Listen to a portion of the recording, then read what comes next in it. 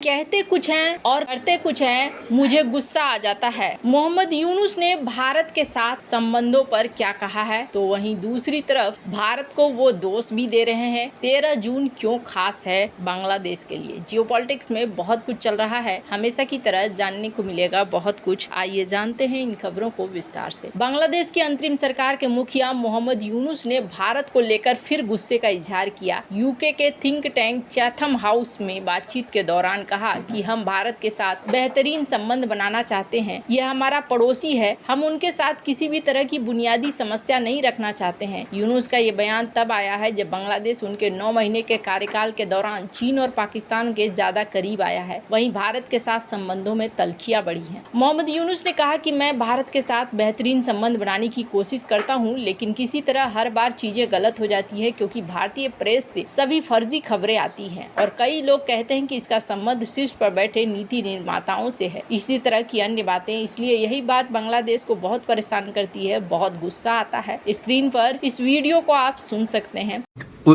When I had a chance to talk to Prime Minister Modi, I just simply said, you want to host her? I cannot force you to abandon that policy. But please help us in making sure she doesn't speak to Bangladeshi people the way she is doing. She announces on such and such day, such and such hour, she will speak. And the whole Bangladesh get very angry. That why is she speaking? Why is she keeping this whole anger thing inside of us now?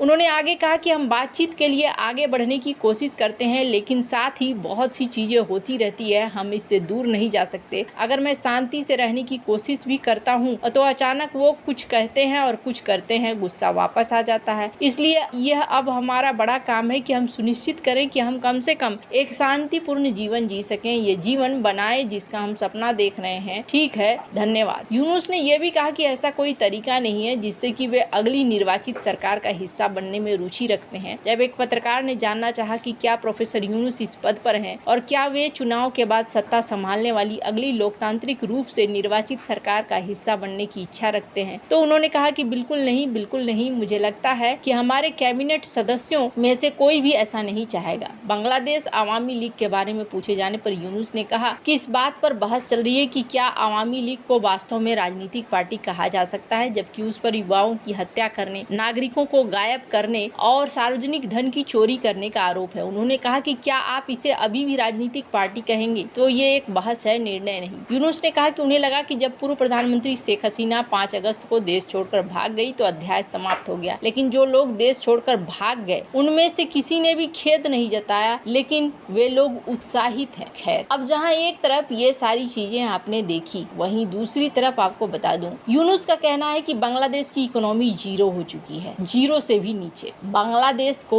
लेकर यूनुस सरकार ने जिस तरीके से फैसले लिए हैं, वो फैसले ऐसे ही है। अभी यहाँ पर कहा जा रहा है कि चटगांव के मीरसराय में भारत का कोई आर्थिक इकोनॉमिक जोन नहीं है, ऐसी पहले केवल कागजों पर मौजूद है। ये बयान भारत और बांग्लादेश के बीच बढ़ते तनाव का हिस्सा है, जो मोहम्मद यूनुस की नेतृत्व वाली अंतरिम सरकार के सत्ता में आने के बाद और गहरा गया है। भारत ने बंगबंधु शेख मुजीब औद्योगिक शहर के 900 एकड़ भूमि पर बुनियादी ढांचे के विकास के लिए 115 मिलियन अमेरिकी डॉलर का ऋण मंजूर किया था, लेकिन यूनुस सरकार की नीतियों ने इस सहयोग को प्रभावित कर दिया है। बांग्लादेश अभी आर्थिक और राजनीतिक अस्थिरता की तरफ बढ़ रहा है, ये बात तो देखने को मिल ही रहा है। साथ ही साथ एक और चीज देखने को मिल रहा है कि यहाँ पर वर्तमान में स्थिति अलग लेवल पर बढ़ती जा रही है। 13 जून एक खास दिन होने वाला है। 13 जून 2025 को बांग्लादेश के अंतरिम नेता मोहम्मद यूनुस और बांग्लादेश नेशनल पार्टी के नेता तारिक रहमान के बीच होने वाली बैठक देश के भविष्य के लिए निर्णायक साबित होगी। ये बैठक ये निर्धारित करेगी कि बांग्लादेश लोकतांत्रिक पुनर्स्थापना की ओर बढ़ता है या कि यूनुस के नेतृत्व में एक तानाशाही शासन की ओर अग्रसर होता है। सत्ताधारी प्रवृत्तियों का आरोप लगाया गया है। इसे विदेशी शक्तियों जैसे कि अमेरिकी डीप स्टेट और पाकिस्तान के ISI के साथ उनके कथित संबंधों से जोड़ा गया है। इसके अलावा ये भी कहा गया है कि यूनुस जुलाई चार्टर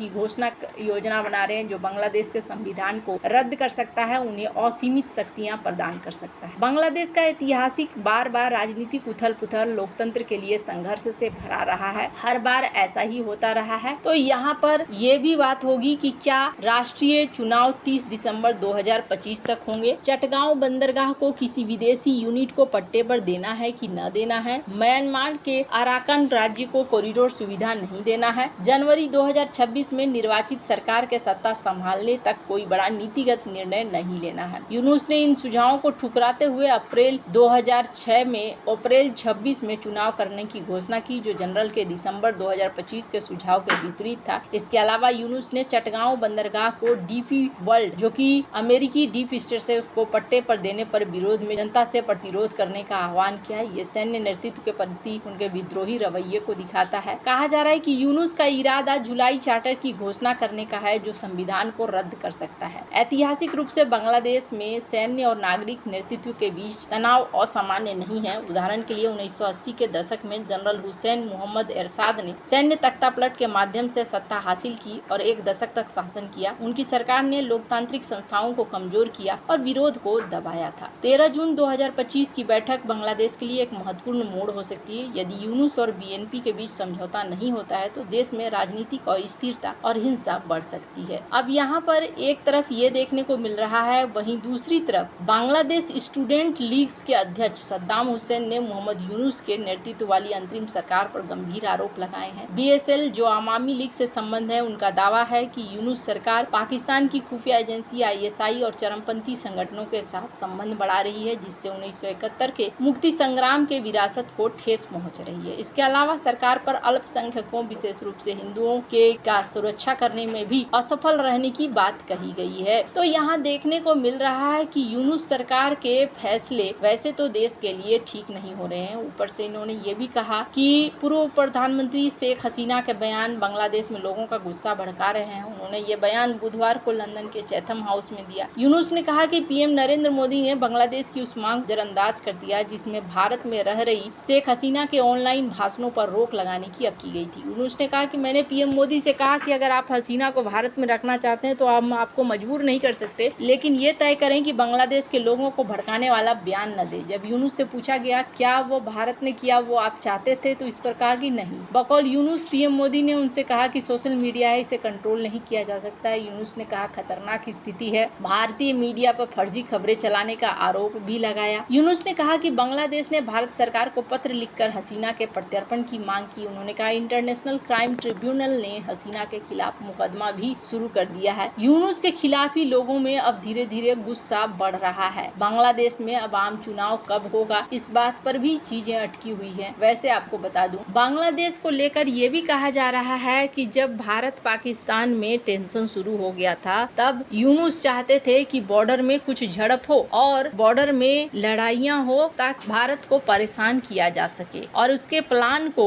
यहाँ पर किसी ने अगर रोका था तो वो कहा जा रहा है कि आर्मी चीफ थे जिन्होंने उनके प्लान को रोक दिया था।